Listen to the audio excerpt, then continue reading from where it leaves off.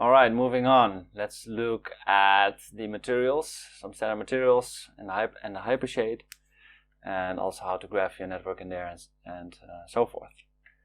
Yeah, let's go to the rendering tab, and here you have the materials we looked at before. So here's Lambert, and here's the Blinn material, here's anisotropic material. On the other side there's Phong and Phong-E. These are the standard, and there's also layered materials and ramp. Ramp is like a gradient. So you have, and with the layered material, you can of course have multiple materials on one, so that could be very handy at one point.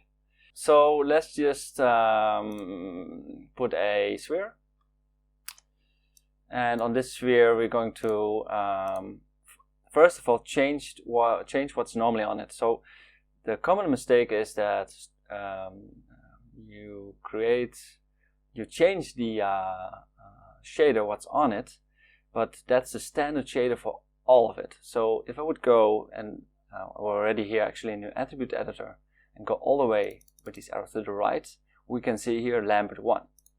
Lambert 1 is put on everything that you put into the scene. So for example, if I put this and make this red now, the color red, it's now red, but everything I add now will be red. So this cone is red, this cylinder is red. I don't want that, so never change the Lambert 1. It's off limits. And yeah, so let's revert back. Let's undo that. It's not what we want. We want to keep this in the gray and keep this as standard as possible. So what we want to do is have a new, if we want to have this as a Lambert, have a new Lambert on top of it. So I click on Lambert, and get these options. So there's the color, we looked at this right at the moment. There's a transparency, which is not glass. Some people are like, oh, glass, I mean glass. No, glass has also a refraction index. So glass has some thickness, light is coming through, the light is bent, and so you need to put in the refraction index for this. And well, we can have a look later on where you could put this, but for now you need to know that this is not just glass, it's just transparency. And so the ambient color, which we never change, just the black, it just takes what's in the scene. The incandescence is when you want to have it use this. Sometimes you want that, use the object as a light itself. So you don't want to put lights because it's too much of rendering. So you can make this as if it would give light itself. It would be handy if you have a ceiling light, for example, in an office space, and you put only that in the top. That would be a handy way. And so there's a bump map to give bumps to it, meaning relief. Let's see if I can have an example. Bump map. So here's a bump map, for example. So it gives, let's see this. So it will give, this is a bump map, so it will give an extra bump, let's say, to your surface. So here's with a bump map, this grainy, what's it put on top of it, and you can see it as well. Yeah. So this is giving a depth to a surface, which is actually just flat, but it's fooling us that it has. So it's a bit like a normal map actually. And yeah, you can use a normal bump map also in Unity. This is actually a screenshot from Unity, apparently. Right, let's go back here. And the diffuse color is, of course, the color itself, and how much it is giving away from that, and how diffuse that is. Right, so how diffuse that color is. You can change the translucency in this, and it also you can check out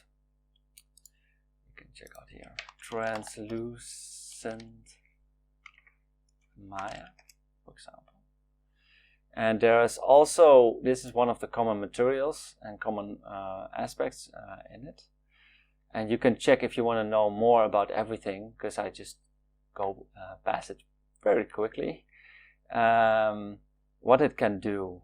So here it says, with the incandescent it says emitting light, or and here the translucence ability to transmit diffuse light, and you can see more like what it can do and how you can do it. So, and also an explanation on how it works in the program. So if you want to know more in depth, you can check out this. Maybe I could put the link into here. You can check it out.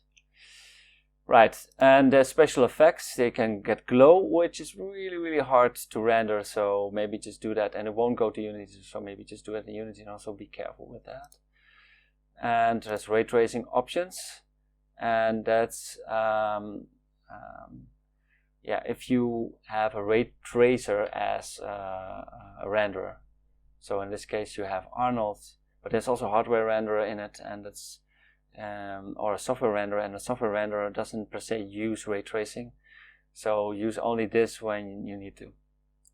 And here's refractions, and here we can see, here's the refractions, and here's the refraction index. So you can look up water, for example. Let's see here, water refraction index. And then you can see, water has a refraction index of 1.3333. So we can put that into the program and say, you need to do that now. So now if the light hits here, and it's a little bit transparent, of course, light goes through, and then it will have this refraction index. So that's very handy. Well, there's lots to cover here. You can play around with all of these aspects, and you can change anytime. If you're in here, you can change and take another material with specular highlight, and here reflectivity, and so you can say, you can see in the example how it would look like. So what will the electricity eccentricity do?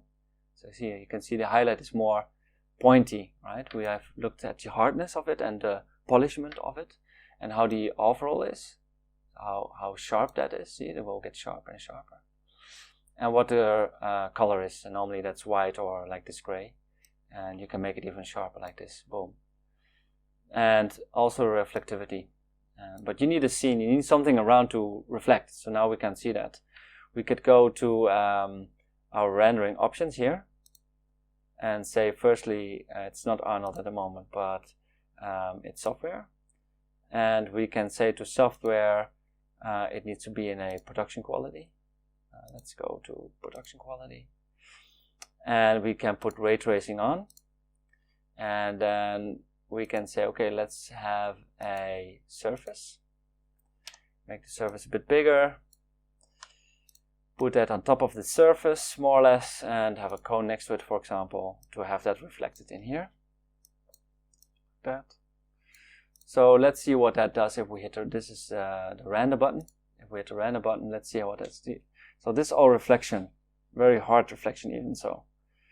And you can change that accordingly in the render settings, what the quality will be. We put now very high at the moment, and also what the ray tracing will do, and also according with this with these settings. So this is the new part for if you have reflectivity and so also a specular highlight, because a wall absorbs mostly of it, or if you have a paint on it which is reflective, then it will reflect more. But you probably use for a wall Lambert, for example, and you use for like this bowling ball or a this harder ball, for example, you would use, because it's very hard material and polished, you would use more this Blinn or even a Phong or Phong E. So this Phong here has already very hard point here, and then you could use the power of it to change that. See that? How much is it? Is it bundled power, or is it coned out the power? And then you can change that accordingly, and check it out. And this one is actually more for metals, so this anisotropic shader. Most of the aspects outside, which has metal, has this longer specular highlight on it, like a sword, like very long. And this is very long specular highlights, and that's for yeah, if you want a more let's say metal kind of thing. So if you want a metal kind of thing, then or object or material, you need to use anisotropic, and I can't say it, anisotropic material, which of course you can change also the values like before, but they have slightly different ones, like the angle of this and the spread of that one, like how hard is this material, and like that, and the roughness of it. Yeah, so you can play around with all these settings.